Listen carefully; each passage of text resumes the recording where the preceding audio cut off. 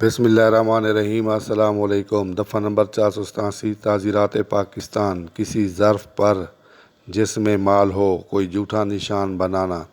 دفعہ نمبر 487 تعزیرات پاکستان۔ جو کوئی شخص کسی صندوق، خانے، بنڈل یا دوسرے ظرف پر جس میں مال ہو اس طریقے پر کوئی جھوٹا نشان بنائے جس سے کسی سرکاری ملازم یا کسی شخص کو معقول طور پر یہ یقین ہو جائے کہ مذکورہ ظرف میں ایسا مال ہے جو اس میں نہ ہو، یا اس میں ایسا مال نہیں ہے جو اس میں ہو، یا یہ کہ مذکورہ ظرف میں رکھا ہوا مال اس نوعیت یا درجہ سے مختلف ہے جو اس کی اصل نوعیت یا اصل درجہ ہے، تو تا وقت کہ وہ یہ ثابت نہ کر دے کہ اس نے دھوکہ دینے کی نیت سے ایسا نہیں کیا تھا، اسے کسی ایک قسم کی سزائے قید اتنی مدت کے لیے دی جائے جو 3 سال تک ہو سکتی ہے، یا جرمانے کی سزا، یا دونوں سزائیں دی جائیں گی۔